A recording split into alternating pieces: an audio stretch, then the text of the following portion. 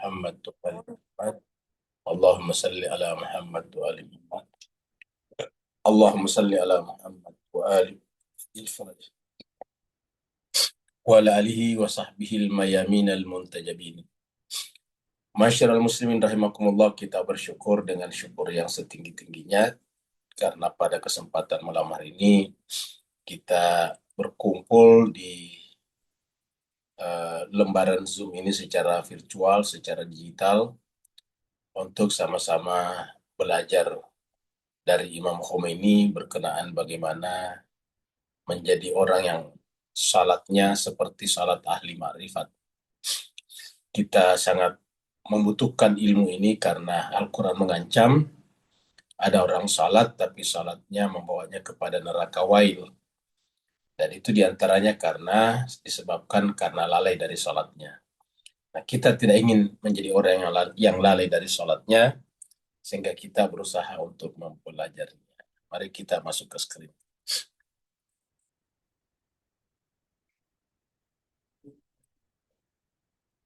Jadi pembahasan terakhir kita adalah sampai di ayat halaman 143.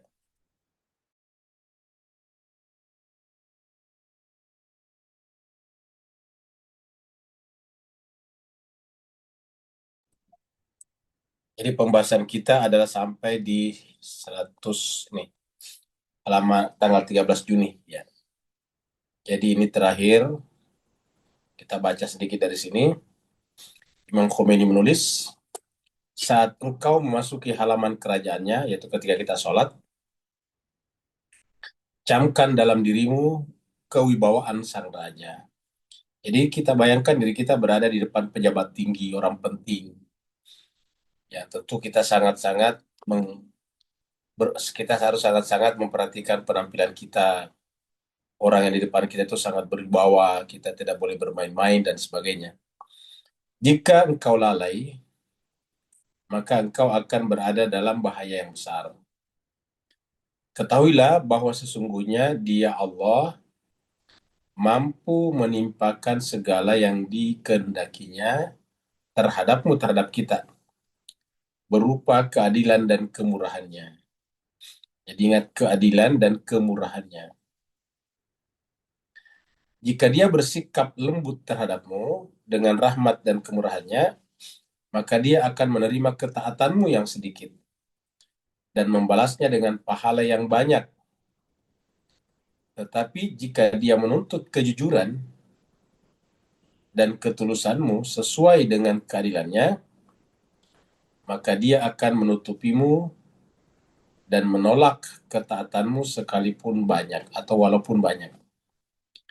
Dia berkuasa melakukan segala hal yang diinginkannya.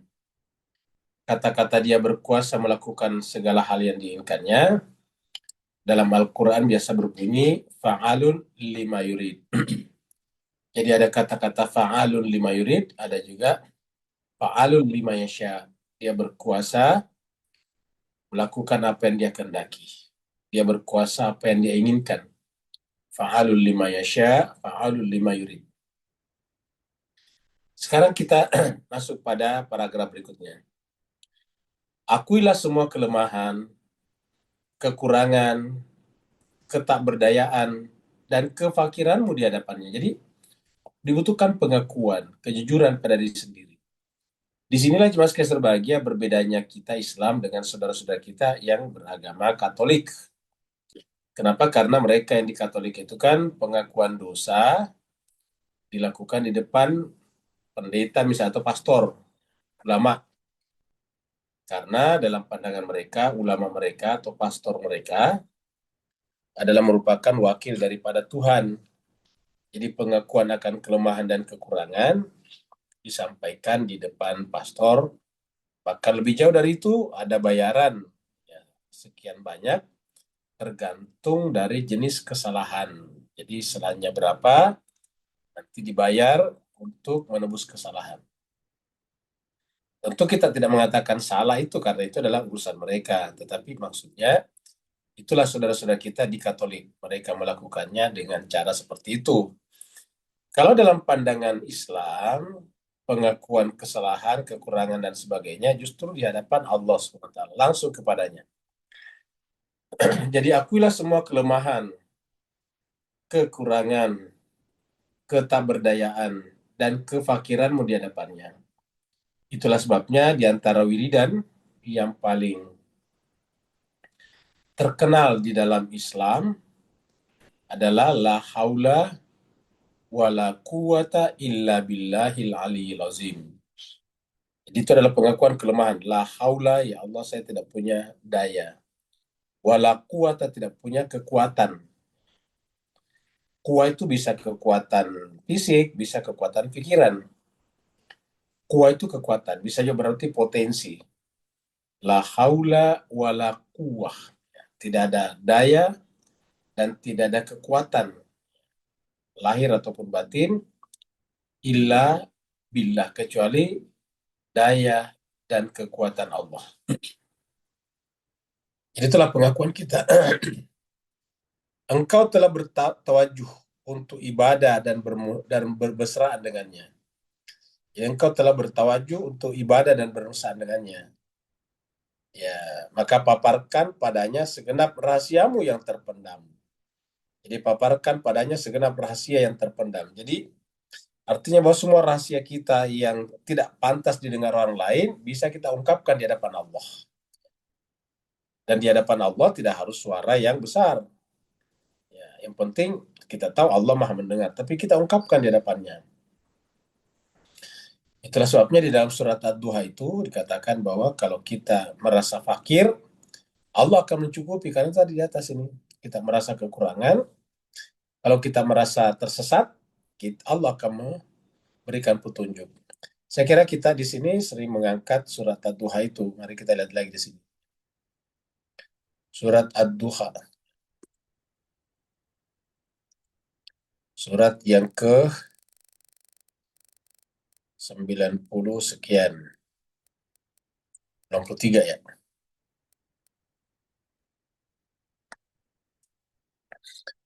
Di sini katakan,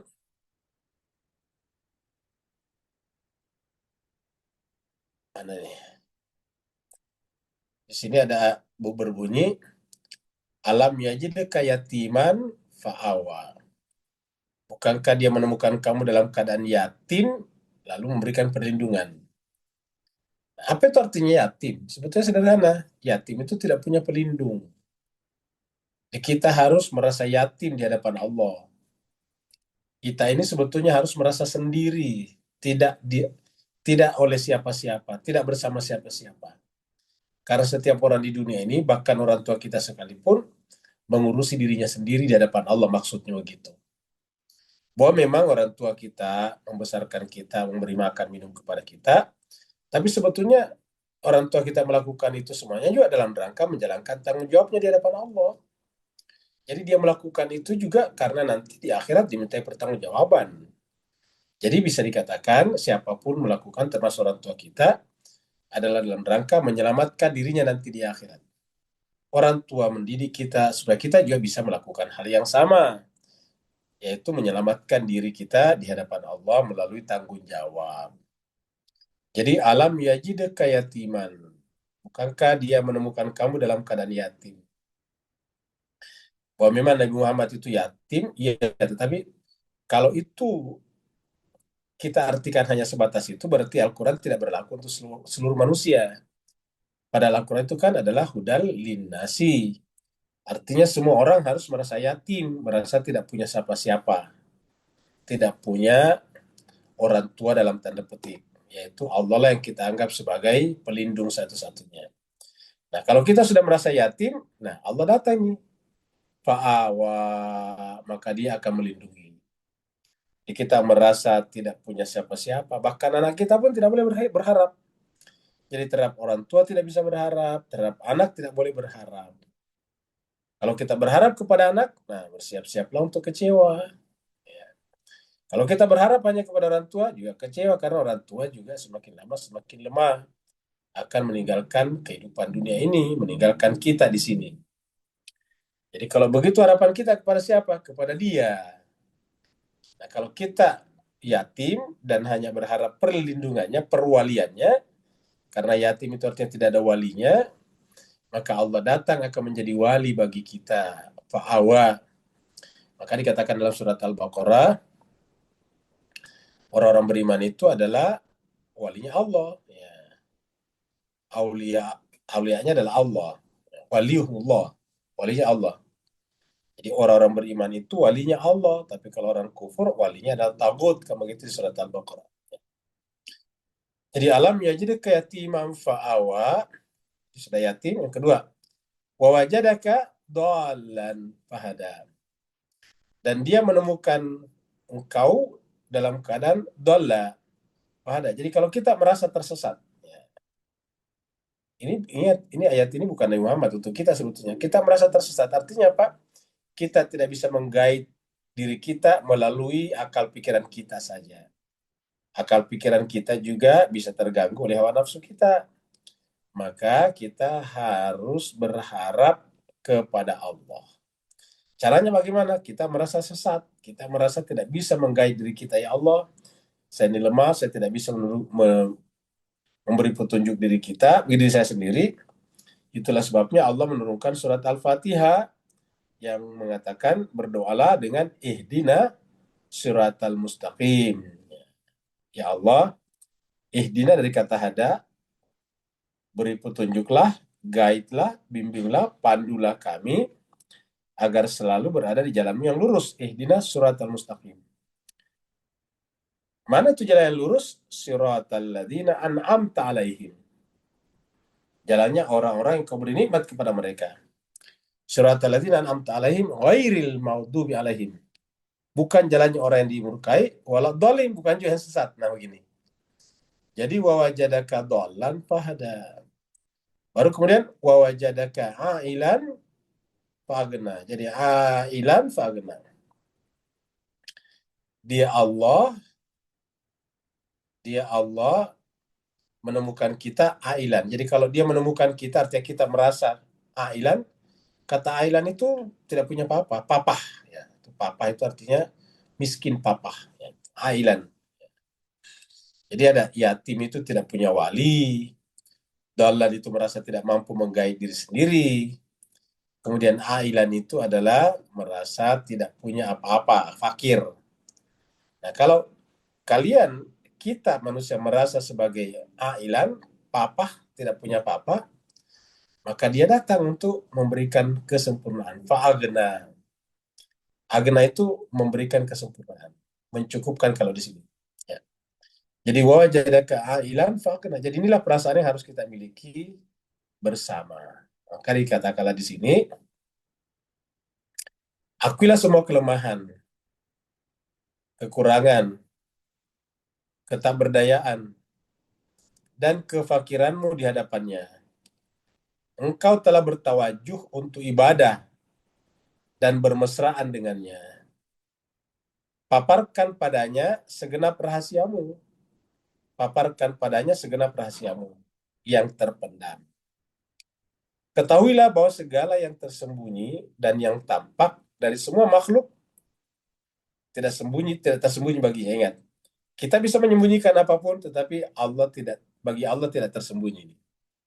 Ketahuilah bahwa segala yang tersembunyi dan yang tampak dari semua makhluk tidak tersembunyi bagi Allah. Jadilah seperti orang yang paling miskin di hadapannya tadi nih ya. Jadilah orang yang paling miskin di hadapannya ini tadi. Ya. Ailan, miskin. Ya. Jadilah orang yang paling miskin di hadapannya. Kosongkanlah kalbumu dari segala hal yang menyibukkan dan menghalangimu dari Tuhanmu. Ya, yaitu kita harus merasa tersesat, maka kita minta Allah untuk membantu kita. Karena dia tidak menerima selain yang paling suci dan paling tulus. Nantikan di buku mana namamu akan ditulis. Kita ditulis di bagian, maksudnya di golongan mana. Golongan fasik kah, golongan beriman kah, dan sebagainya. Jadi, ini yang harus kita catat di sini. Ya, yaitu ini.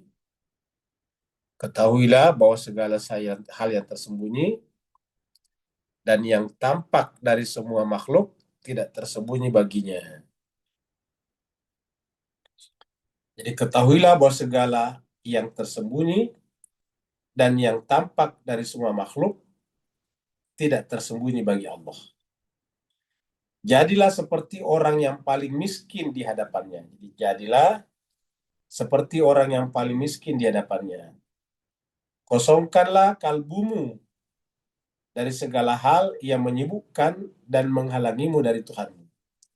Jadi kosongkanlah kalbumu dari segala hal yang menyibukkan dan menghalangimu dari Tuhanmu. Karena dia tidak menerima selain yang paling suci dan paling tulus. Itulah sebabnya kita berjanji menjadi hanifah. Wajjahtu wajahiyya lilladzi fataras samawati wal arda hanifah. Jadi kita hanif dalam keadaan tulus, bersih, tidak punya kepentingan. Nah inilah yang berat jemaah sekalian, karena kita manusia ini kan punya kebutuhan-kebutuhan material duniawi. Nah terkadang kebutuhan-kebutuhan ini ikut mengendalikan bicara kita, berpikir kita, melihat dan berbicara kita, dan sebagainya. Bahkan terkadang kepentingan-kepentingan ini tersembunyi sedemikian rupa di balik baju jubah agama yang kita gunakan. Inilah yang menjadi masalah bagi kita jemaah sekalian. Oleh sebab itulah, untuk mengetahui apakah dalam diri kita itu ada kepentingan, ada interest, ada pamrih, ya ini dibutuhkan tadi di sini bermuajah. Kita butuh bermuajah, berhadapan-hadapan dengan Allah, ya karena Allah itu adalah terang benderang. Kita bisa melihat diri kita dengan jelas kalau kita menghadapkan wajah hati kita kepada cahaya.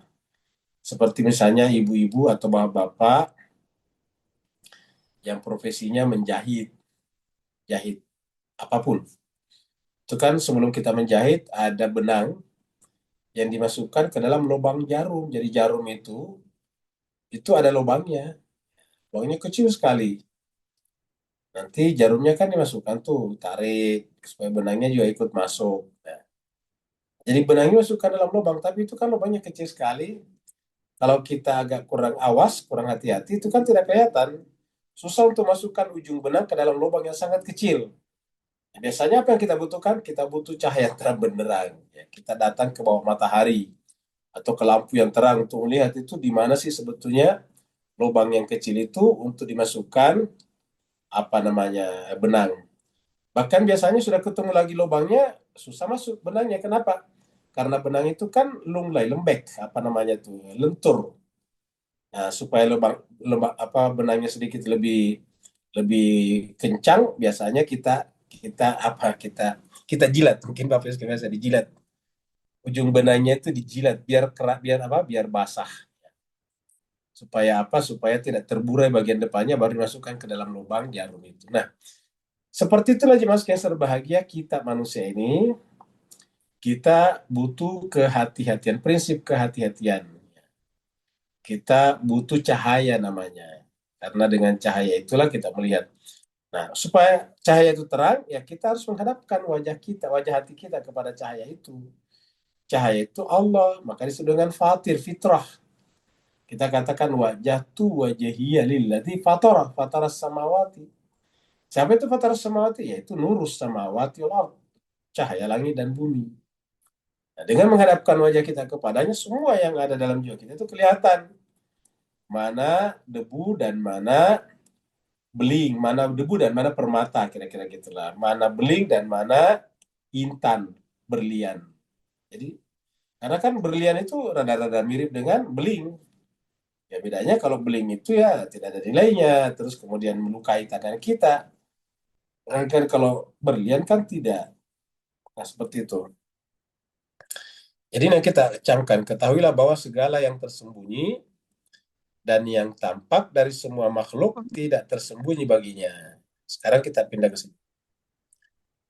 Jika kau telah mencicipi manisnya munajat dan dialog dengannya, lalu Oh, engkau meminum air dari asal cawan kalau beda apa? dan karunia-Nya, serta engkau rasakan sambutannya yang baik padamu, maka Asal berarti engkau telah layak berkhidmat kepadanya. Jadi, lagi-lagi jika engkau telah mencicipi manisnya munajat dan dialog dengannya, lalu engkau meminum air dari cawan rahmat dan karunia-Nya, serta kau rasakan sambutannya yang baik bagi padamu, maka berarti engkau telah layak berkhidmat kepadanya. Nah, ini dia jemaah sekalian. Berkhidmat itu melayani, Pak Buya.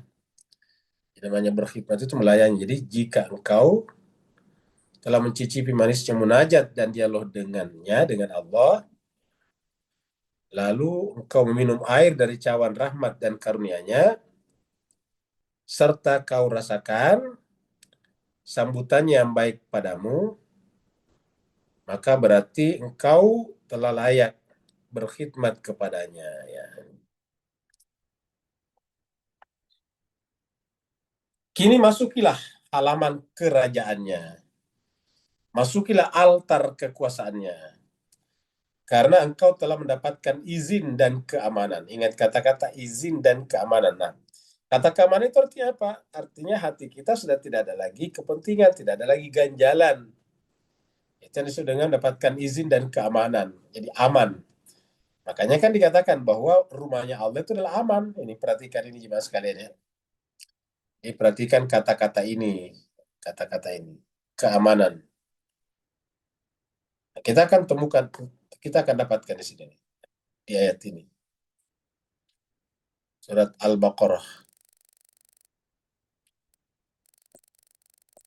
Ayat 125.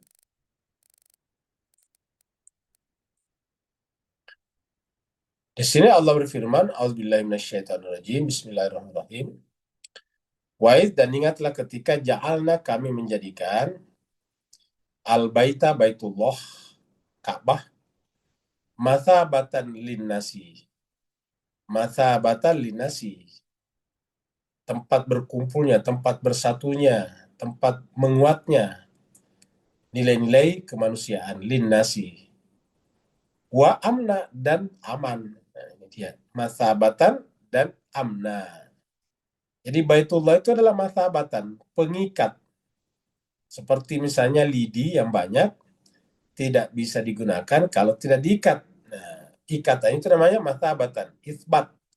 Ingat isbat itu adalah mengikat, menyimpulkan bahwa Ramadan jatuh besok misalnya. Itu namanya isbat.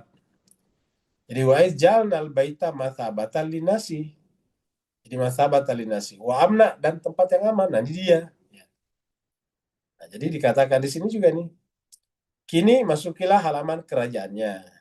Simbolnya tadi melalui Baitullah. Makanya kalau kita sholat, wajib menghadap ke Baitullah. Itu syarat syahnya sholat.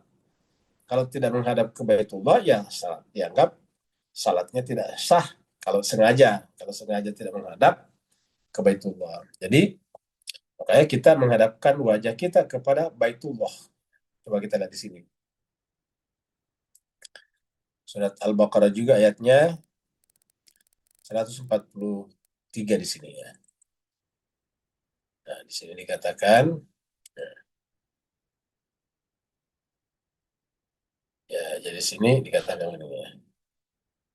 Mana ini? Ya. Ini fawalli wajhaka syatral masjidil haram. Fawalli wajhaka syatral masjidil haram. Wajah di sini dua macam, wajah lahiriah dan wajah batiniah.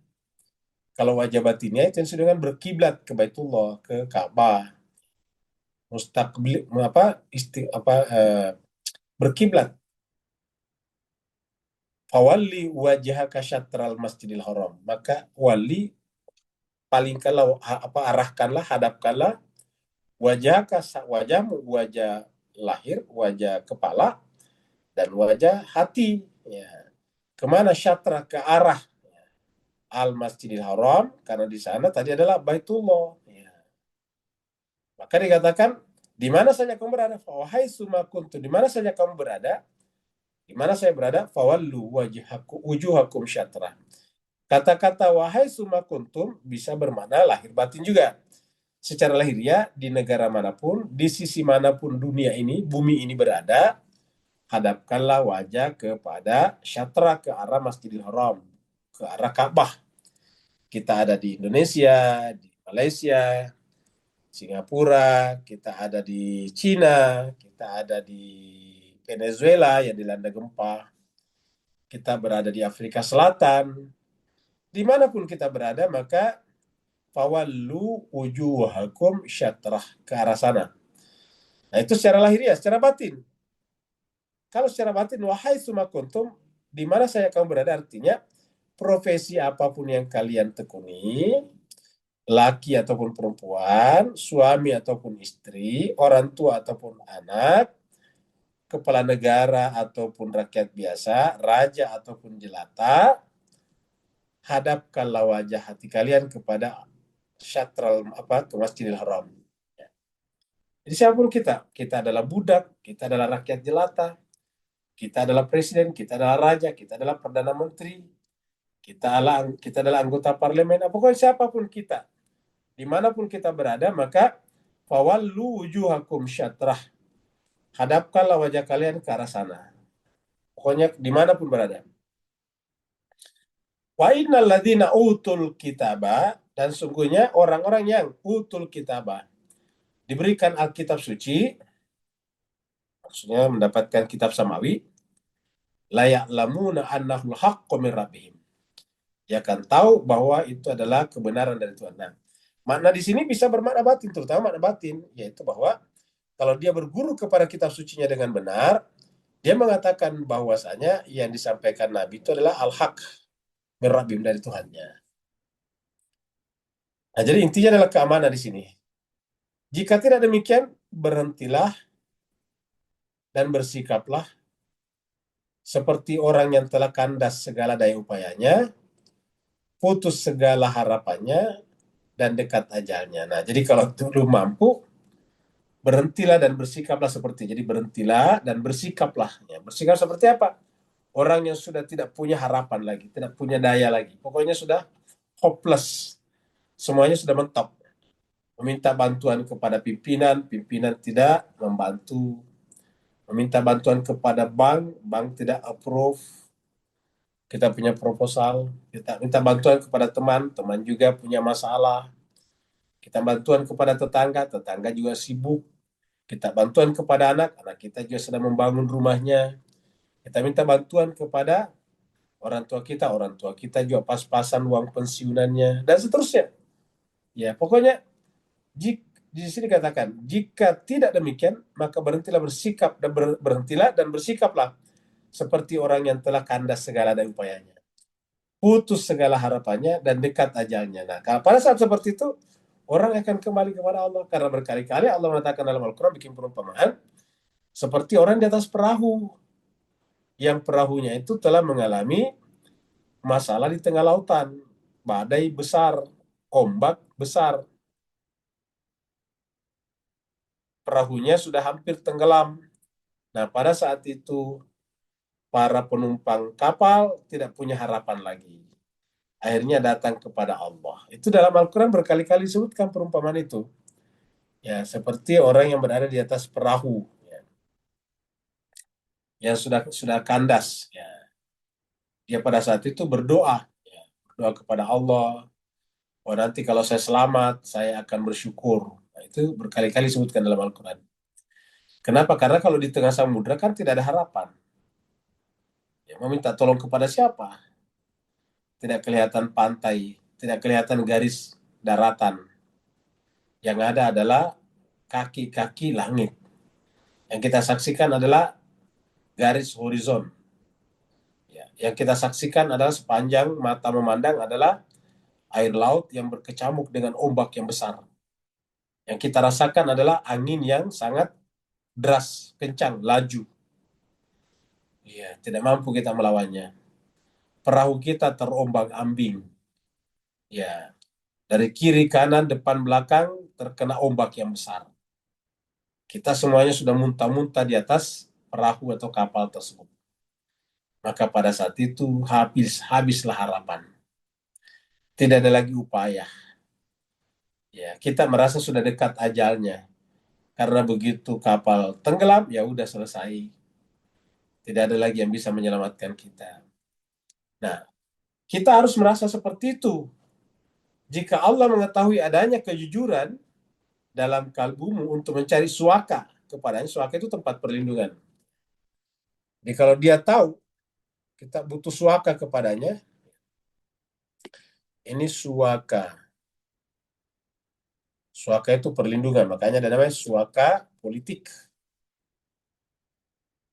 Jika Allah mengetahui adanya kejujuran dalam kalbumu untuk mencari suaka kepadanya, maka dia akan melihatmu dengan mata belas kasih. Makanya kan di antara doa kita itu adalah, ya Allah, pandanglah kami dengan pandangan cinta dan kasih-Mu. Ya. Jadi jika Allah mengetahui adanya kejujuran dalam kalbu untuk mencari suaka kepadanya, ya kita benar jujur mengaku, ya Allah, satu-satunya tempat saya untuk berlindung, untuk meminta pertolongan, sebagai tempat saya untuk mengungsi, untuk apa namanya, untuk datang adalah hanya kepadamu saja. Nah, kalau itu sudah terjadi, maka dia akan melihatmu dengan mata belas kasihan. Ingat, dengan kacamata atau dengan mata belas kasihan. Dengan rahmat dan kelembutannya. Jadi dia akan datang dengan belas kasihan. Jadi jangan kita minta belas kasih kepada manusia. Minta belas kasihlah kepada Allah. Karena kalau kita minta belas kasih kepada manusia, nanti manusia menghinakan kita, dipandang hina kita. Dan memang di mata manusia, kalau ada orang yang suka meminta-minta, berbelas kasih kepada orang lain, nah maksudnya berbelas kasih bukan berbelas kasih, artinya meminta apa? Meminta dikasihani, maksudnya saya begitu. Kalau ada orang suka minta dikasihani sama orang lain, maka biasanya dipandang rendah, derajatnya direndahkan, dihinakan. Tapi berbelas kasihlah kepada Allah. Kalau kita berbelas kasih kepada Allah, maka Allah akan mengangkat derajat dan kedudukan kita. Allah akan memuliakan kita dengan semulia-mulianya. Jadi makanya dalam dunia tasawuf dan irfan dikatakan, ya di situ dikatakan apa? Janganlah meminta dan berharap kepada Allah kepada selain daripada Allah, maksudnya. Nah, itulah prinsip tauhid yang sejati. Jangan pernah meminta dan berharap kepada makhluk. Jangan meminta dan berharap kepada makhluk. Makanya jemaah sekalian sebagai saya ini Al-Fakir. Al-Fakir ini merasa selalu biasanya kurang begitu senang kalau kita bikin kegiatan keagamaan, selalu kerjanya meminta-minta. Ya. Karena agama itu menganjurkan kemandirian, ya, menganjurkan justru kita harus berpikir memberi tanpa diminta. Ya, jangan meminta-minta. Karena itu adalah kualitas jiwa yang paling buruk. Ya. Kualitas jiwa yang paling buruk. Ya, itu nantinya akan menyebabkan orang itu tidak inovatif, orang itu tidak kreatif, orang itu tidak akan bisa bekerja keras dan bekerja smart. Jadi oleh sebab itulah jangan pernah meminta dibelas kasihani oleh makhluk, tapi mintalah dibelas kasihani oleh Allah. Caranya apa? Ini dia. Jika Allah mengetahui adanya kejujuran dalam kalbumu, ingat Allah tahu semuanya.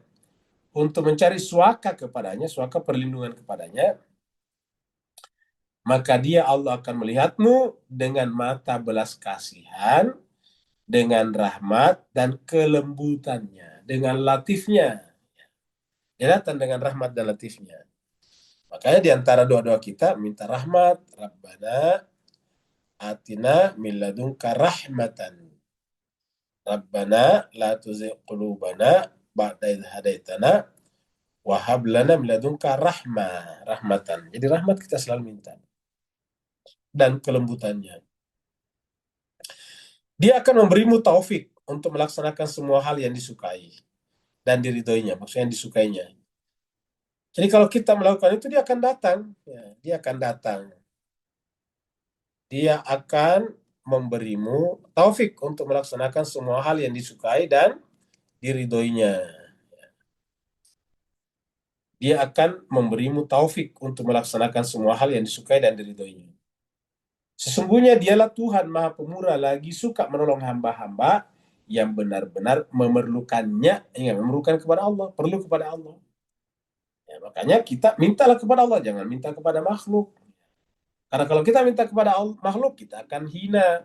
Kalau minta kepada Allah, kita akan mulia. Ingat, orang yang minta kepada Allah, dia akan mulia. Orang minta kepada manusia, dia akan menjadi hina. Ya. Minta-minta kepada manusia itu adalah hina. Makanya dalam agama itu dilarang keras mengemis, karena pengemis itu dianggap kehinaan. Dalam hadis-hadis itu riwayat ceritakan bahwa permintaan kepada manusia, kepada umat, itu hanya terjadi jika terjadi yang disebut dengan force major, seperti contohnya gempa bumi seperti di Venezuela. Nah, itu dia tuh. Boleh kita membuat lembaga atau apa namanya untuk mencari bantuan membantu mereka.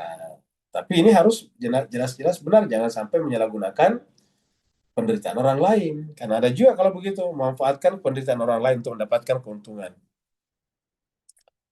Nah, nanti begitu sudah terpenuhi, berhenti. Tidak boleh lagi minta, itu riwayatnya begitu. Jadi dia akan memberimu taufik untuk melaksanakan semua hal yang disukai dan diridhoinya. Sesungguhnya dialah Tuhan yang maha pemurah, lagi suka menolong hamba-hamba yang benar-benar memerlukannya. Ingat tadi, wa wajadaka dhallan fahada, wa wajadaka ailan fa'aghna. Dia menemukan kamu dalam keadaan butuh, perlu, ailan, maka fa'aghna, dia akan datang untuk memberikan apa namanya? Memberikan kesempurnaan, kecukupan, dan bergelayut di pintunya untuk mendapatkan keridhaannya. Jadi kita bergelayut di pintunya, mengiba di hadapannya untuk mendapatkan keridhaannya. Jadi minta-mintalah kepada Allah, jangan minta-minta kepada makhluk. Jangan minta-minta kepada makhluk. Cuma ada biasa mengatakan itu ada di Quran, masailah fala tanhar, yang meminta-minta janganlah kamu menghardik. Kata-kata masailah itu bukan meminta-minta, tapi meminta sangat butuh atau bermakna bertanya. Terhadap orang yang bertanya jangan dihardik. Nah, gitu. Yang dihardik. Maka ada ulama di Iran itu, ulama Irfan, sepanjang hidupnya itu mengajar, tidak pernah marah, tapi suatu saat karena ada muridnya yang sangat yang sangat terlalu banyak bertanya dan cara bertanyanya itu kayak nguji, akhirnya si guru ini merasa agak-agak kesal di hatinya. Tapi setelah dia merasa hati, dia istighfar dan minta maaf kepada muridnya. Muridku, maaf saya tadi agak kesal, maafkanlah saya karena saya melakukan perbuatan yang pantas, yaitu tidak pantas saya kesal untuk ditanya terus, karena yang namanya orang bertanya itu kan harus dihormati. Nah, akhirnya kemudian setelah menyampaikan itu, dia juga menghukum dirinya sendiri dengan berpuasa. Dia dengan berpuasa atau melakukan ibadah salat malam terus-menerus sekian hari. Nah, seperti itu. Nah, jadi dengan demikian terhadap orang yang bertanya jangan dihardik. Karena orang bertanya gitu, kan makanya kan di ayat ini tadi surat Ad-Duha ya. Ya, kita kembali ke surat Ad-Duha tadi. Surat Ad-Duha. Ya. Nah, di sini biasanya orang menggunakan kata sa'il ini meminta-minta, ini apa namanya? Ini terjemahan yang kurang bagus ini, meminta-minta. Ya harusnya, karena ini kan ayat Al-Quran berbicara tentang pengetahuan ya, Iqra itu belajar. Harusnya adapun orang yang bertanya, maka janganlah kau hardik. Orang yang bertanya itu harus diapresiasi. Ya. Kalau toh kita artikan meminta di sini, cukup sekali saja, jangan meminta-minta. Ya. Karena harusnya sa'il itu adalah isim fa'il dari kata sa'ala. Ini bagi yang belajar bahasa Arab pasti tahu. Sa'il ini adalah isim fa'il dari kata sa'ala yas'alu, kan begitu, bertanya. Sa'ala yas'alu, bertanya. Orang yang bertanya sa'ilun, kan begitu.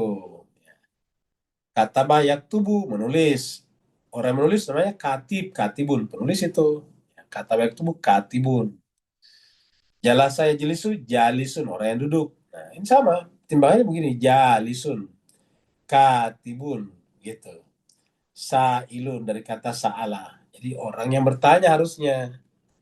Nah, ini kemudian dirubah menjadi begini, maknanya menjadi buruk ini. Ya. Dan terhadap orang yang bertanya, janganlah engkau menghardiknya. Nah, karena diartikan peminta-minta, artinya ayat ini tidak digunakan dalam dunia pendidikan. Padahal dunia pendidikan sangat penting karena satu, sering ada murid takut bertanya karena biasa dihardik sama gurunya atau dianggap rendah dari teman-temannya. Yang kedua, begitu juga ada guru ditanya dia marah. Ya, ketika dia marah, ya dia merendahkan muridnya. Jadi oleh sebab itulah harusnya kepada guru, kan ini kepada Nabi. Ingat, Nabi itu kan bukan bukan bukan sinterklas. Nabi tidak pernah kerjanya membagi-bagi harta. Nabi itu guru, dia kerjanya mengajar. Maka paling cocok di Sa'il adalah bertanya, kan Nabi. Ya. Ini kan semuanya kepada Nabi di sini. Coba kita lihat. Kaknya Nabi nih. Wa wajadaka, kaknya Nabi di sini. Ya, mendapatimu. Ya. Semuanya kak di sini nih. Ya, kaknya apa? Semuanya kak di sini adalah Nabi. Ya.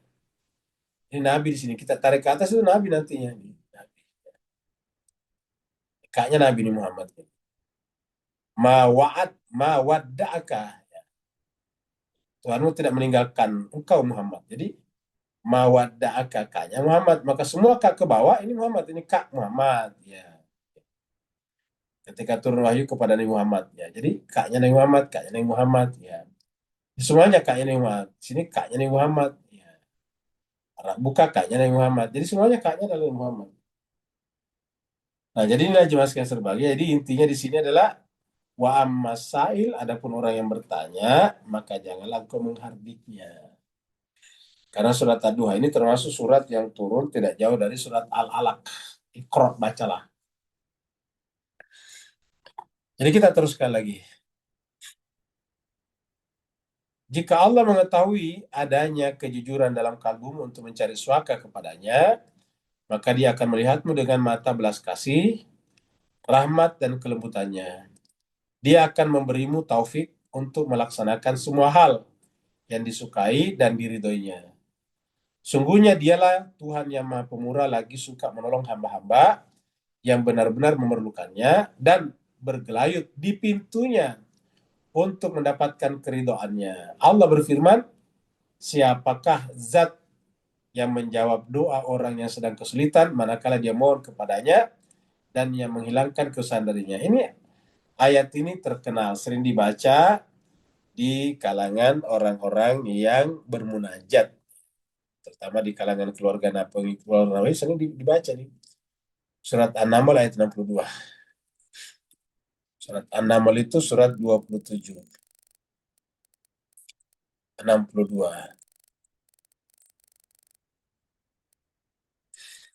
Nah, Amman yujibul muttara iza da'ahu wa yakshifus su'a wa yaj'alukum khulafa al-ardi. Ailahun ma'allahi qalilan ma tadhakkarun. Jadi katakan amman atau siapakah man, siapakah yujibu yang bisa mengijabah, memperkenankan, al-muttara memperkenankan harapan doa orang yang kesulitan. Muttara itu adalah orang yang kesulitan. Iza da'u, ketika dia berdoa kepadanya. Da'ahu iza da'ahu. Siapa yang bisa mengijabah, memperkenalkan doanya orang-orang yang sedang kesulitan, yang sedang dalam keadaan tidak punya apa-apa. Wa yakshifusu, dan siapa juga yang bisa menghilangkan. Jadi, mannya di sini bisa ke sini, bisa ke sini. Siapakah yang mengijabah? Bisa juga siapakah yang menghilangkan? Ya, mengangkat asuk keburukan. Kata-kata yaksifu ini mengangkat, menghilangkan dari kata mukasyafa. Ingat, pembahasan irfan kita sering menggunakan kata-kata mukasyafa. Mukasyafa itu artinya mengangkat, menghilangkan. Jadi kalau kita mukasyafa dari sini, ya. Jadi dari kata mukasyafa baru musyahadah. Asuk keburukan-keburukan.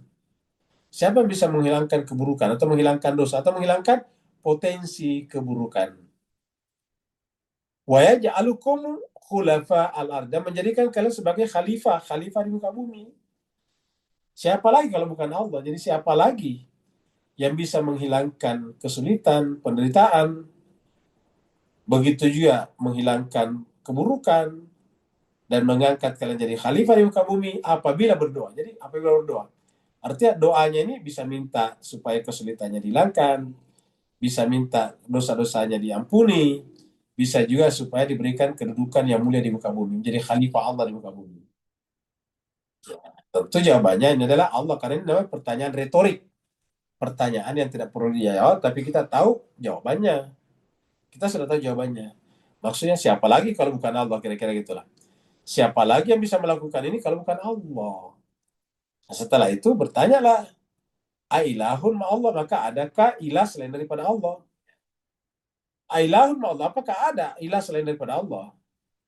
Ataukah adakah ilah yang menjadi sekutu dari Allah? Qalilam ma tadhakkarun. Qalilam ma tadhakkarun. Sayangnya sangat sedikit orang bisa mengambil pelajaran.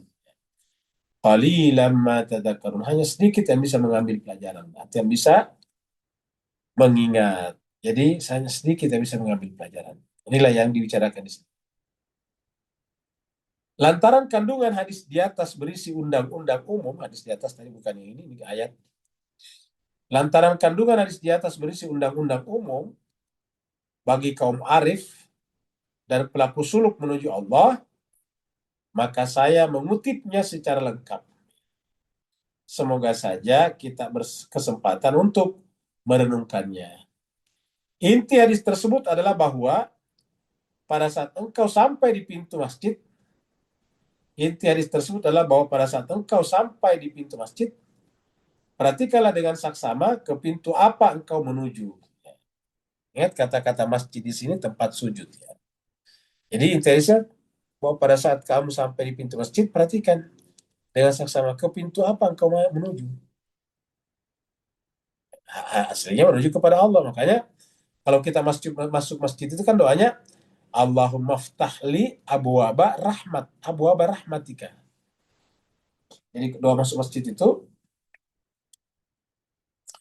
kita melangkah masuk masjid dengan kaki kanan sambil membaca Allahumma ftahli abwaba rahmatika. Saya masuk masjid Tuhan dengan doa semoga engkau juga membukakan bagiku pintu-pintu rahmatmu. Siapakah Tuhan yang hendak kau temui? Maksud Tuhan siapa yang kita temui? Tentu Tuhan yang paling tinggi, Tuannya para Tuhan, yaitu Allah SWT. Ketahuilah bahwa kamu sampai kepada Tuhan, bahwa engkau sampai kepada Tuhan penguasa yang agung kedudukannya. Tuhan penguasa, raja di raja, the king of king, yang agung kedudukannya. Ya. Tidak seorang pun bisa menghampirinya, kecuali dia telah bersih dan suci dari segala noda alam fisik dan kenistaan setan. Tak seorang pun bisa menghampirinya kecuali dia telah bersih dan suci dari segala noda alam fisik dan kenistaan setan. Tidak ada izin untuk menemuinya kecuali bagi kalangan yang datang kepadanya dengan kejujuran. Jadi tidak ada izin untuk menemuinya kecuali bagi kalangan yang datang kepadanya dengan kejujuran, kebeningan, hatinya maksudnya bening, keikhlasan, ikhlas, tidak ada kepentingan. Ikhlas itu dari kata khalas, kosong, dan kebebasan dari segala macam syirik lahir dan batin. Jadi ini kata-kata ini kita camkan. Tidak ada ya, izin untuk menemuinya kecuali bagi kalangan yang datang kepadanya dengan kejujuran, kebeningan, keikhlasan, dan kebebasan dari segala macam syirik lahir dan batin. Tidak ada izin untuk menemui Allah kecuali bagi mereka yang datang kepadanya dalam keadaan jujur. Dia menyampaikan apa adanya kepada Allah, tidak dibuat-buat. Makanya dibutuhkan tadi hati kita harus terbuka di hadapan Allah, menyampaikan apa saja yang kita rasakan. Kemudian hati yang bening, tidak kotor, tidak punya niat-niat yang buruk. Ikhlas, tidak ada kepentingan lain, tidak ada objektif yang lain. Dan kebebasan dari segala macam, termasuk terbebas dari segala macam syirik lahir dan batin. Jadi ini yang kita inginkan. Resapilah keagungan tempat itu serta kewibawaan, kemuliaan dan keagungan Tuhan dalam sukmamu. Jadi di mana kita merasakan ini? Di dalam hati. Sukma itu hati. Di dalam hati, di dalam sukma. Kenapa? Karena sukma atau hati itulah yang menjadi cermin untuk Allah memantulkan dirinya. Kemudian ayunkan langkahmu menuju altar ilahi yang kudus dan hamparan kemesraan dengan Tuhan. Sadarilah bahwa engkau berada di tempat yang berbahaya dan genting. Sadarilah bahwa engkau berada di tempat yang berbahaya dan genting. Lantaran penguasa yang mutlak dapat berbuat apa saja yang dikehendakinya dalam kerajaannya. Jadi, dapat berbuat apa saja yang dikehendakinya dalam kerajaannya. Bisa saja dia akan memperlakukanmu dengan keadilannya, mencecarmu dengan segala rupa pertanyaan di hari perhitungan, dan menuntut kejujuran dan ketulusanmu, sehingga engkau akan terhalang darinya dan semua ketaatanmu akan ditolak sekalipun banyak jumlahnya. Akan tetapi, bisa pula dia memperlakukanmu dengan kelembutannya dan menerima ketaatanmu yang tidak ada apa-apanya dengan rahmat dan kemurahannya. Jadi dengan rahmat dan kemurahannya. Dengan rahmat dan kemurahannya. Lalu mengganjarmu atau membalasmu dengan pahala yang sangat besar. Jadi bisa saja. Oleh sebab itulah kita tidak boleh membanggakan amal ibadah kita. Kita wajib beramal ibadah, tapi tidak boleh membanggakannya. Kita wajib berilmu, tapi tidak boleh membanggakan ilmu kita. Jadi kita wajib berharta karena dengan harta kita melaksanakan syariat, tetapi tidak boleh membanggakan harta benda kita. Jadi, tetapi bisa pula dia memperlakukanmu dengan kelembutannya dan menerima ketaatanmu yang tidak ada apa-apanya dengan rahmat dan kemurahannya, lalu mengganjarmu dengan pahala yang sangat besar. Makanya jauh sekalian kata-kata kelembutan ini kita minta kaitannya dengan dicabut nyawa nantinya. Mungkin Bapak Ibu sekalian ingat doa keselamatan. Allahumma inna nas'aluka salamatan fid din wa afiyatan fil jasadi wa ziyadatan fil ilmi wa barakatan fil rizqi wa taubatan qablal maut wa rahmatan indal maut wa maghfiratan ba'dal maut. Allahumma hawwin, kelembutan. Allahumma hawwin alaina fi sakaratil maut wan najata minan nari wal afwa indal hisab. Allahumma ya Allah, nas'aluka, kami minta kepadamu salamatan fidin, selamat dalam menjalankan agama ini. Jangan sampai dipalingkan ke kiri dan kemana-mana. Salamatan fidini, apalagi Allahumma nas'aluka salamatan fidin wa barakatan fil rizki, berkah dalam rizki, ziyadatan fil ilmi, dan bertambah ilmunya. Ya. Begitu juga dengan warahmatan indal maut. Apa itu? Taubatan qablal maut, diterima taubatnya sebelum kematian, diberikan rahmat pada saat kematian, dan yang setelah kematian. Kemudian Allahumma ya Allah, hawin alaina, perlakukanlah kami dengan selembut-lembutnya. Hawin alaina fi sakaratil maut, pada saat sakaratul maut. Nah, jadi itu doa bagus kita baca, karena tapi ingat harus menghayati doa itu. Sebetulnya doa-doa yang kita baca dalam Al-Quran atau hadis itu sebenarnya bagus. Yang penting kita hayati maknanya, jangan hanya sekedar dihafal. Jadi ingat, bagusnya kalau kita berdoa jangan membaca doa, tetapi mengucapkan doa. Kalau membaca doa itu kan biasa dihafal, baca doa. Baca bisa menggunakan buku, bisa juga dihafal. Tapi yang penting adalah berdoa, mengucapkan doa, yaitu menyampaikan apa yang menjadi ganjalan dalam jiwa kita. Kita sampaikan semuanya. Makanya sebaik-baiknya itu kalau orang berdoa, misalnya dianjurkan tengah malam. Kenapa? Karena pada saat itu orang pada tidur. Kalau ada sedikit suara kita keluar, mereka tidak dengar. Karena bisa menjadi masalah kalau kekurangan kita, dosa-dosa kita terdengar orang lain. Sementara Allah mengingatkan kita, jangan engkau membuka aibmu ketika Allah telah menutupinya. Jadi saya kira itulah jemaah sekalian pembahasan kita pada malam hari ini. Jadi kita sampai di sini. Hari ini adalah tanggal 27 bulan Juni ya, 26. Yang mau bertanya dipersilakan. Assalamualaikum Ustaz. Waalaikumsalam warahmatullahi wabarakatuh. Silakan Pak Nur. Alhamdulillah warahmatullahi wabarakatuh. Assalamualaikum Muhammad wa alihi wasallam. Bila kita kembalikan kepada kutipan rohku dalammu, maka bila kita katakan kembali pada dia tadi, Innalillahi wa rajiun, bahawa pintu-pintu langit kalbu tadi adalah ke dalam, sedangkan pintu-pintu alam maut adalah keluar.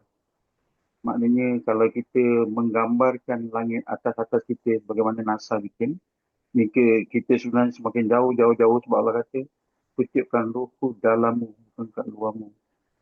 So kita harus kembali kepada ampusi saat kita menuju daripada alam afaki tadi. Beri pencerahan teguran supaya mudah-mudahan kita kembali ke dalam gua batinnya yang kita tadi. Apa-apa maaf batin semua.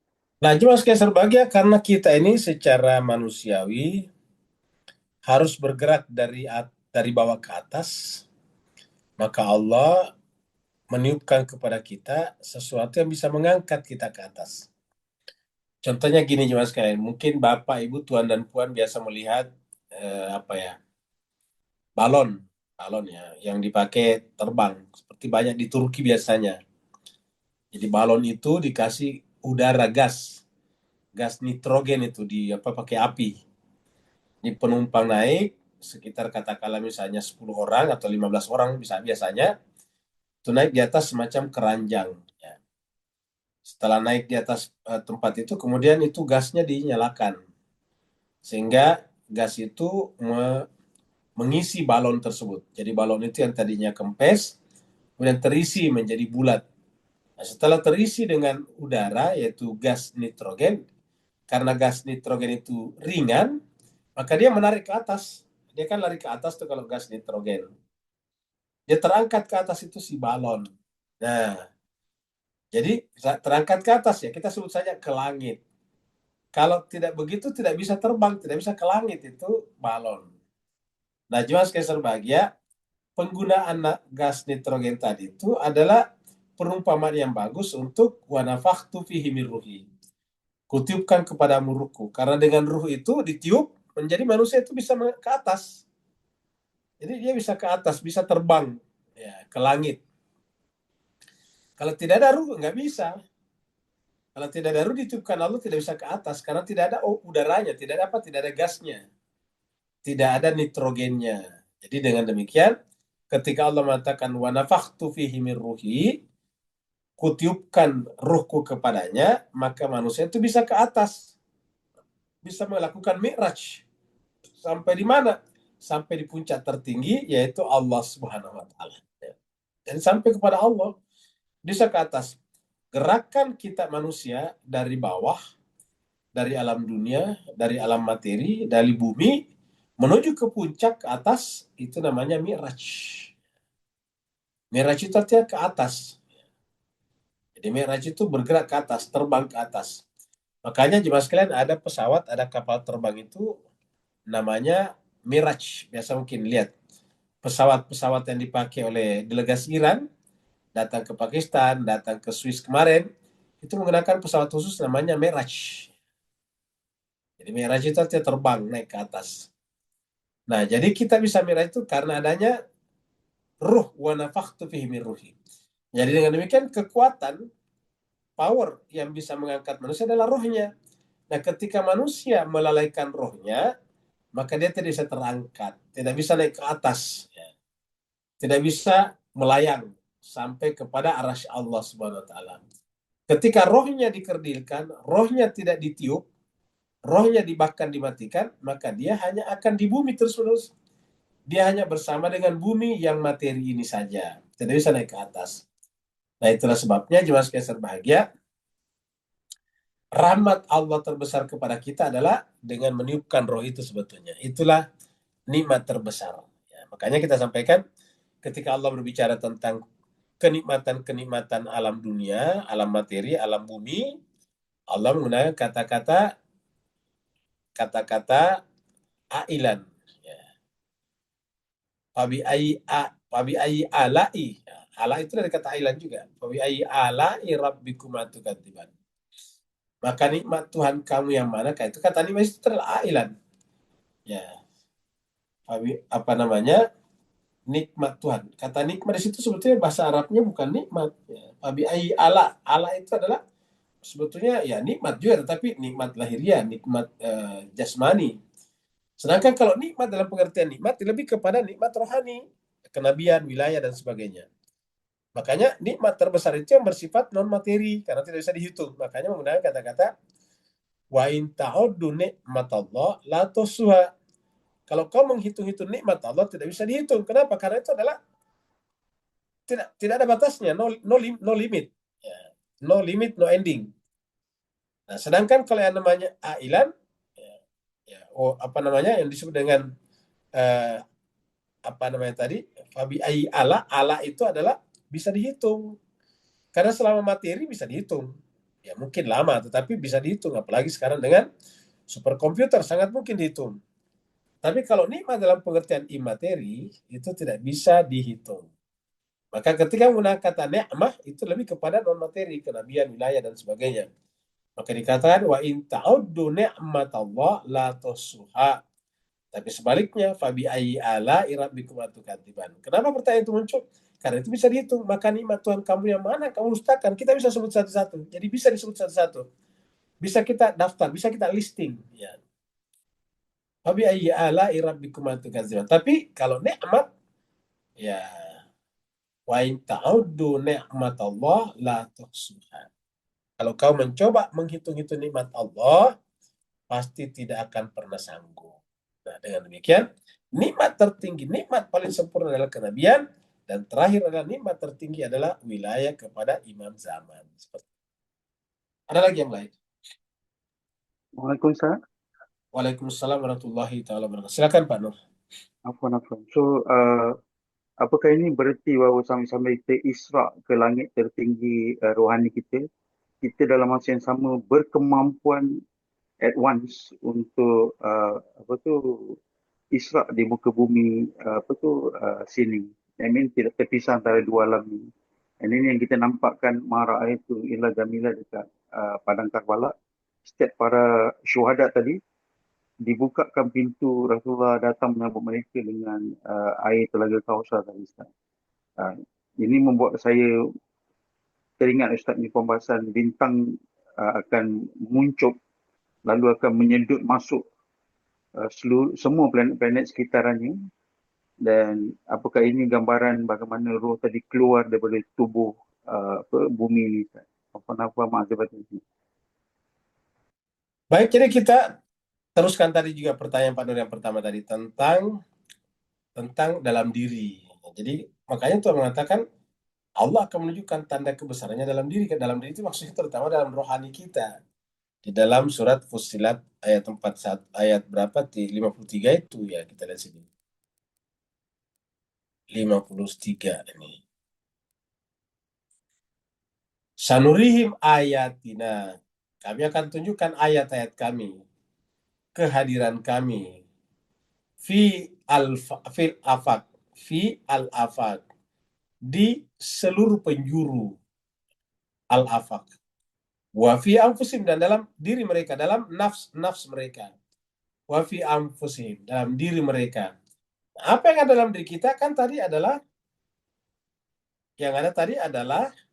roh yang menyebabkan kita bisa bersyahadat. Makanya pada saat kita bersyahadat itu kan menggunakan kata-kata anfus. Coba kita lihat di sini. Kita lihat di sini surat berapa ini? Surat 7. Ayatnya 172.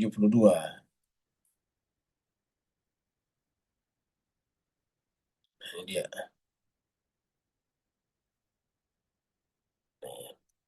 Wa'id akhadha rabbuka, dan ingatlah tatkala Tuhan mengeluarkan mimbani Adam, dari anak cucu Adam, min zuhurhim, dari zuhur, tulang punggung mereka.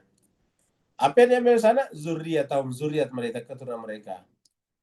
Nah, sebelum dia diambil, washhadahum. Dia Allah mengambil sumpah, saksi. Membuat mereka bersyahadat dulu. Wasyhadu Allah membuat mereka bersyahadat. Syahadat itu siapa? Ala anfusim. Nah ini perhatikan juga sekalian kata ala anfus. Ala anfusihim, terhadap nafs mereka. Anfus ini ada bentuk jamak daripada nafs. Nafsun anfus. Ya. Nah, kita lihat di sini nih. Sama kan? Ya. Sanurihim ayatina fil afaqi wa fi anfus. Jadi apa dalam anfus kita ini? Yaitu seperti di sini nantinya. Ya. Alastu birabikum, ini kan ala anfusihim. Apa isinya? Alastu birabikum qalu bala syahidna. Bukankah aku ini adalah Rabbmu, birabikum, Rabb kalian? Qalu, semua kita berkata bala, benar Tuhan. Syahidana, kami bersaksi. Syahidana, kami bersaksi. Jadi ingat kata-kata anfusim, lalu kemudian bersaksi. Sini. Ya. Wa fi anfusim, hatta, sampai yatabayyana, jelas lahum, bagi mereka, annahu, bahwa dia Al-Quran itu adalah al-haq, kebenaran. Jadi adalah kebenaran. Ya. Awalam yakfi rabbika annahu ala kulli syai'in syahid. Nah dengan demikian ini yang membuat kita hatinya dari awal sudah terikat sebetulnya kepada Allah SWT.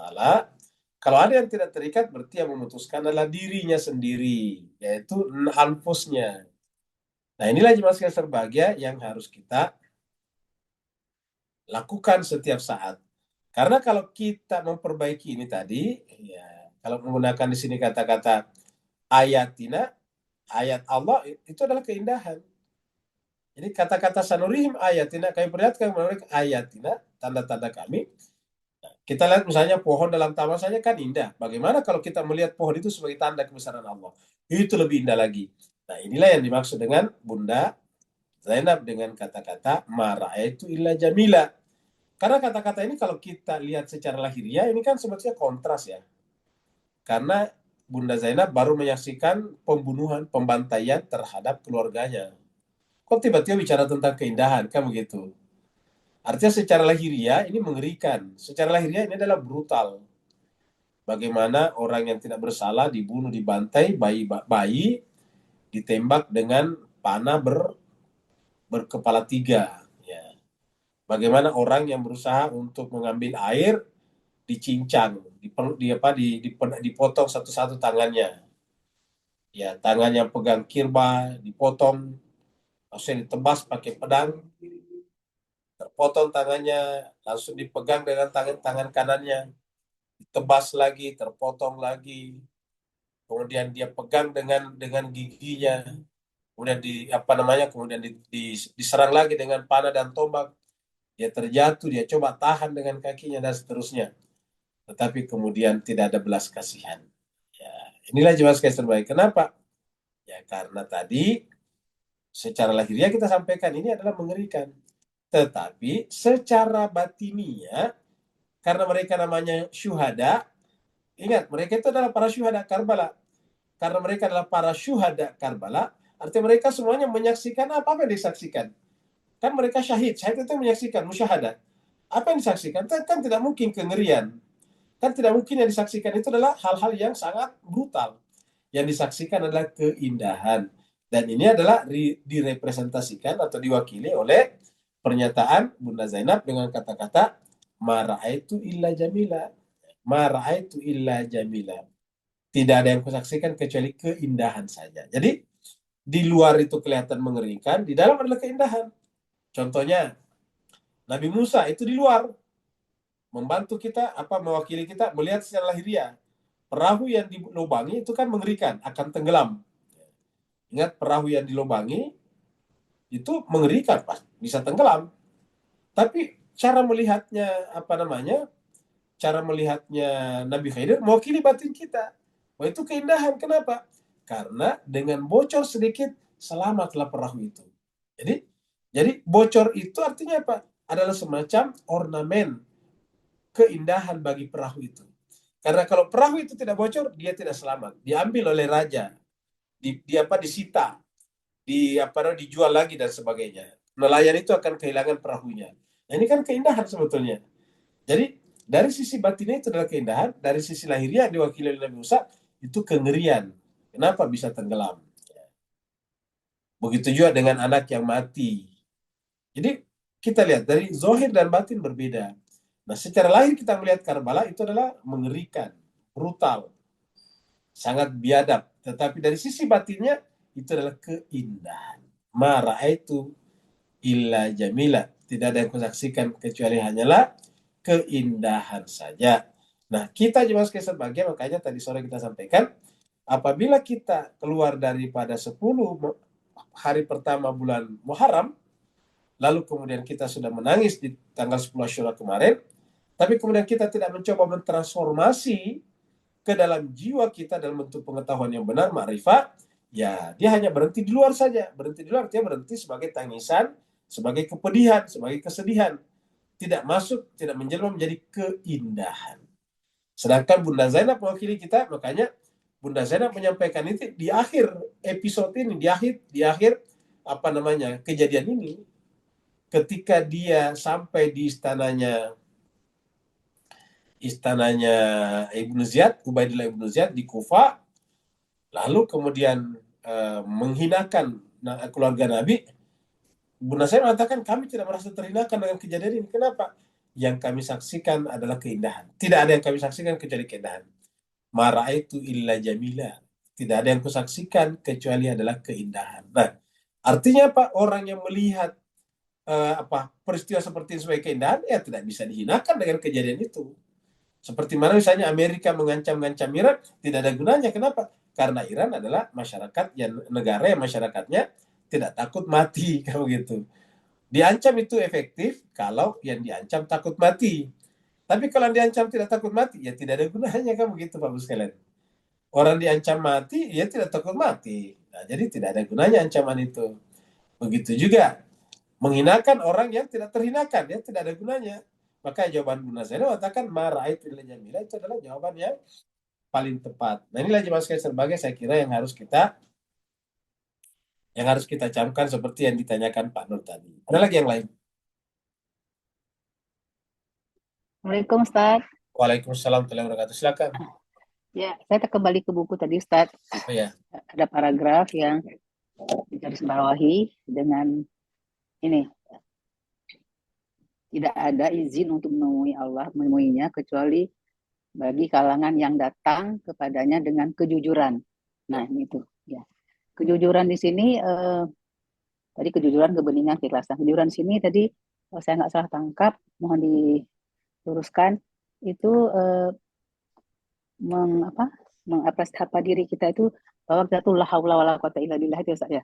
iya, Eh, kita tuh nggak ada apa-apanya sedikit pun kecuali kosong gitu hanya dengan pertolongan Allah gitu ya. betul. Nah di sini kebeningan dalam ini kan eh, kita mau sholat gitu ya Ustaz ya, Iya, diterapkan pas kita mau sholat. Nah kebeningan di sini tidak ada bersih gitu ya. iya. Eh, Tidak kotoran. ada kotoran ya. Keikhlasan di sini nggak ada kepentingan gitu, Tidak ada tidak kepentingan, ada betul. sama sekali ya.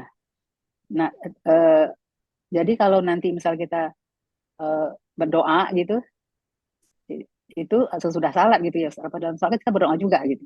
Iya, betul. Maksudnya Dan masih ada kepentingan juga gitu Ustaz. Gimana tuh Ustaz? Mohon ya. ini diterangin kurang gitu paham Ustaz. Nah, jadi Apa? cuma sekian sebagai pertama kita terangkan dulu kejujuran. Jujur itu artinya menyampaikan diri kita. Karena kita ini kan terkadang tidak mau, misalnya kita manusia normal terkadang tidak mau disebut bodoh, tidak mau disebut apa namanya eh, banyak banyak kekurangan kan begitu. Nah, itu tidak jujur namanya. Karena selama kita manusia apalagi tidak masuk, kita memang ini kotor sebetulnya. Kita ini kita ini memang bodoh ya. Karena Al-Quran mengatakan zaluman jahula. Kita ini bodoh, kita ini masih melakukan kezaliman paling tidak terhadap diri kita sendiri. Nah, itu yang pertama. Yang kedua tadi sudah benar, kebeningan hatinya tidak boleh ada tidak apa benih hatinya, tidak boleh ada kotoran sesedikit apapun juga. Tidak boleh ada misalnya rasa apa kita menggibah orang, pokoknya tidak ada bening, kayak bening kristal ya. Kemudian keikhlasan ya tidak boleh ada interest, tidak boleh ada kepentingan. Nah, jadi itu yang harus kita miliki pada saat kita datang kepada Allah Subhanahu wa taala. Nah, kalau itu kita sudah miliki baru datang kepada Allah, maka Allah akan datang kepada kita untuk membantu kita, mengangkat kita, mengupgrade kedudukan kita. Jadi seperti itu yang kita harus datangkan. Nah, pertanyaan apa tadi? Pertanyaan terakhirnya, Bu Ede? Bagaimana kita kan ada berdoa itu dalam Ya, sholat itu. itu kita berdoa Itu tadi ya. Maka termasuk tidak. gimana itu? Makanya Jemaah sekalian berbahagia, sebetulnya begini. Ya, kita berdoa itu karena Allah nyuruh kita berdoa begitu sebetulnya. Ya, Allah nyuruh kita bersama dengan Nabi, tidak mau mengucapkan, tetapi Allah mengatakan, kul katakanlah Muhammad. Nah, ya, Nabi itu tidak mau mengaku-ngaku sebagai Nabi. Ini Rasulullah ilaikum, kamu gitu. Tapi Tuhan mengatakan, kul katakan Muhammad. Nah, begitu juga kita ini sebetulnya tidak mau berdoa. Kenapa? Karena kita merasa Allah sudah memberikan begitu banyak kepada kita. Apalagi yang kita doakan, kan begitu. Luar biasa yang Allah berikan kepada kita. Apalagi yang kita minta, coba. Nah, tapi Allah mengatakan, uda'uni fastajib lakum. Berdoalah kepadaku. Nah, maka karena Allah minta, kita berdoa. Jadi berdoanya karena Allah minta. Jadi berdoanya bukan karena ada kepentingan, tapi karena Allah minta. Jadi kita berdoa karena Allah minta seperti itu. Berdoa itu adalah tanda daripada kedekatan kita dengan Allah. Wa idza sa'alaka ibadi anni fa inni qarib. Apabila hamba-hambaku bertanya kepada Muhammad tentang aku dekat. Ya, uji budak wa tanda izadan. Aku akan mengijabahnya apabila dia berdoa. Jadi begitu. Jadi lagi-lagi tidak ada kepentingan. Kita berdoa karena Allah minta berdoa, ya Allah. Saya merasa tidak butuh lagi berdoa kepada kamu. Apa yang saya minta? Semuanya kau berikan kepada saya. Kira-kira gitulah. Kau berikan akal sehat kepada saya. Kau melahirkan saya di duniamu yang sangat indah ini. Dan seterusnya. Tetapi engkau mengatakan, uda'uni fastajib lakum. Berdoalah maka akan kuijabah. Maka kita pun berdoa kepadanya. Seperti itu. Allah mengatakan, apa namanya, ingatlah aku akan mengingat kamu. Nah, salah satu cara untuk mengingatnya adalah dengan berdoa. Karena berdoa jangan kita bayangkan selalu dalam pengertian hanya meminta. Berdoa itu artinya memanggil, menyeru. Ya. Orang yang berdoa itu adalah orang yang merasa masih jauh. Ya. Oh, masih jauh. Kalau kita memanggil kan masih jauh. Coba kalau kita berteriak memanggil orang masih jauh. Nah, kata-kata da'ayadau itu artinya menyeru, memanggil Allah. Kita ini minta perhatian Allah, seperti itulah. Jadi berdoa di sini adalah bukanlah kepentingan seperti yang kita bicarakan tadi, tetapi perintah Allah Subhanahu wa taala. Makanya sebaik-baiknya doa itu adalah mengucapkan tadi kejujuran kita di hadapan Allah, kekurangan-kekurangan kita. Datang kepada Allah dengan apa namanya? Dengan mengakui kelemahan kita, ketidakberdayaan kita kepadanya. Minta Nah, jadi itu suaka itu ya Ustaz ya. ya. Meminta suaka kepada Allah gitu Ya, ya. minta suaka kepada Allah, seperti itu. Kata minta suaka itu ibaratnya kita ini terusir dari negara kita, maka kita minta negara lain. Misalnya kita di Indonesia diusir oleh negara atau karena politik, misalnya bertentangan dengan penguasa, kita diusir. Kita pergi ke Malaysia misalnya minta perlindungan, namanya suaka tuh. Nah, jadi artinya apa? Ya Allah, saya rasa saya tidak pantas hidup di dunia ini. Maka saya minta suaka kepadamu. Kenapa? Karena kalau saya di dunia ini merasa tidak keindahannya sangat terbatas. Ya. Kita ingin minta suaka, tempat mengungsi kepada Allah Subhanahu wa taala begitu. Ya. Paham Ustaz? Artinya kita berdoa di sini mengakui kelemahan kita gitu ya, ketergantungan kita gitu ya Ustaz. Betul sekali. Makanya tadi doa yang paling bagus dimulai dengan kata-kata la haula wala quwata illa billahil aliyil azim. Kamu gitu. Ya Allah, saya tidak punya daya dan kekuatan. Dan itu juga yang dikatakan oleh surat apa? Surat Al-Kahfi itu kan pernah kita bahas ini, surat Al-Kahfi ya. Jadi yang menyebabkan temannya itu satu selamat ataukah bisa apa namanya baik ya karena dia mengucapkan itu, dia humble di hadapan Allah. Coba kita lihat di sini ayat-ayat berapa itu ya. Kira-kira ayat-ayat 30-an ya. Nah, ini dia pas ini nih ya. Ayat 39 surat Al-Kahfi ini ya. Kan temannya satu itu kaya raya tetapi kemudian hancur semuanya. Nah, dia mengatakan walaula iz dakhalta jannataka qulta masya Allah la quwata illa billah. Ini kata-kata yang paling bagus sebetulnya. Ya, jadi katakan di sini, mengapa engkau ketika memasuki kebunmu ini? Laula, mengapa engkau ketika Maksudnya mengapa engkau tidak berkata ini ketika memasuki jannataka, kebunmu, dakhalta jannataka. Harusnya engkau berkata, Masya Allah, semuanya ini adalah kehendak Allah, bukan saya. Lah, kalau saya, la quwata illa billah. Saya tidak punya daya dan tidak punya kekuatan apapun selain daripada Allah. Nah, seperti itu. Nah, jadi kita lihat persahabatan ini menunjukkan dua hal. Yang satunya binasa, yang satunya lagi selamat. Karena yang satu itu kaya raya, tetapi seakan-akan semuanya adalah bersumber dari dirinya. Tidak mengucapkan kata-kata, Masya Allah, la quwata illa billah. Begitu. Ustaz. Sama-sama, Bu. Ada lagi yang lain sebelum kita tutup? Assalamualaikum, Ustaz. Waalaikumsalam warahmatullahi wabarakatuh. Silakan, Pak Nur. Ampun. Last one. Untuk cantumkan kedua soalan tadi jadi satu. Bahawa boleh ke di level kita ni, kita setiap kali rindu untuk kembali, sebab kita tersibuk dengan alam sini, kita akhirnya terberat dengan ikatan-ikatan alam sini tadi. Nanti setiap kali kita ingin melepaskan semua tu, maka solat adalah pintu kita dapat kembali kepada asal-usul kita yang tiada tadi di depan yang maha ada. Beri pencerahan teguran Ustaz, apa-apa maaf batin. Baik, terima kasih banyak. Yang jelas kan ada perumpamaan yang bagus ini.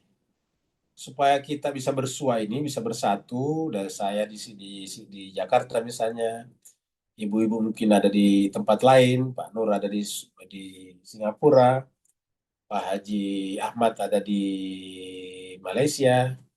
Nah, harus ada sarananya, harus ada toolsnya. Sarana itu namanya Zoom atau internet. Nah, dengan Zoom internet ini kita bisa terhubung. Nah, hal yang sama terjadi dengan Allah. Ketika kita ingin terhubung, bersambung dengan Allah, sarananya seperti dikatakan Pak Nur tadi itu sholat. Jadi sholat ini sarana sebetulnya. Jadi sholat ini adalah semacam Zoom yang memungkinkan kita tersambung, bersua, terhubung dengan Allah SWT. Kalau kita sudah terbiasa dengan sholat, nah anytime nantinya, anywhere kita bisa terhubung dengan Allah. Tapi bagi kita yang pemula ini, sholat harus diberdayakan, sholat harus dimaksimalkan. Kalau kita sudah seperti para nabi dan rasul, ya nggak ada. Bahkan dalam tidur pun terhubung dengan Allah. Ingat, para nabi, para rasul, para maksumin, dalam keadaan tertidur pun terhubung dengan Allah, tersambung dengan Allah, bersua dengan Allah. Kalau kita tidak, ya, maka kita belajar atau mulai belajar dari sholat. Makanya sholat itu adalah artinya bersambung. Ya, sholat itu bersambung. Kata sholat bersambung, kata silaturahim bersambung. Ya. Silaturahim menyambungkan tali silaturahim. Sholat artinya bersambung dengan Allah. Jadi sholat ini benar-benar memiliki peran yang sangat penting untuk bersambung kepada Allah, dan tidak salahlah Nabi mengatakan salat itu adalah mi'rajul mu'minin. Kata mi'raj itu artinya apa? Akan mengangkat, mengupgrade orang mukmin yang dikatakan tadi Pak Nur. Kita berada di alam bawah ini, alam dunia ini, dan alam dunia ini bagi kita itu adalah membosankan. Kenapa? Karena itu aja. Memang kelihatannya berbeda, tapi aslinya itu berbeda. Misalnya ada kuda, ada lembu, ada sapi, ada pohon, ada ikan, ada laut, macam-macam. Tapi hakikatnya satu sebetulnya, yaitu materi namanya. Cuma berubah-ubah bentuk saja, sehingga kemudian kita beri nama yang berbeda-beda. Seperti misalnya sama-sama air. Ketika airnya membeku, kita sebut dengan es. Ketika airnya seperti kapas, kita sebut dengan embun. Kita sebut dengan embun. Ya. Air itu ketika dia pagi-pagi namanya mengembun. Air juga, sebetulnya air juga. Dan kita sebut dengan embun. Ya. Ketika dia airnya menjadi seperti kapas, kita sebut dengan salju. Salju, es, embun, itu juga. Ketika naik ke atas menjadi awan, air juga sebetulnya. Seperti itu. Ketika turun dari langit, kita sebut hujan. Jadi hujan, embun, awan, salju, es, sebetulnya itu juga, yaitu air. Cuma mengambil atau menunjukkan wujudnya dengan bentuk-bentuk yang berbeda. Tapi itu juga, air juga. Nah, atau materi juga. Nah, inilah, maka dunia itu saja. Maka harusnya kita ingin yang jauh lebih indah dari sekedar air, yaitu Allah Subhanahu wa Ta'ala. Dan caranya bagaimana? Yaitu dengan salat sebagai kendaraan untuk terangkat naik mi'rajul muslim mu'minin. As-salatu mi'rajul mu'minin. Saya kira jemaah sekalian sampai di sini pertemuan kita pada malam hari ini. Terima kasih banyak atas perhatiannya. Mohon maaf atas segala kekurangan. Wa'alafu minkum. Wassalamualaikum warahmatullahi taala wabarakatuh. Waalaikumsalam. Waalaikumsalam warahmatullahi wabarakatuh. Waalaikumsalam warahmatullahi wabarakatuh.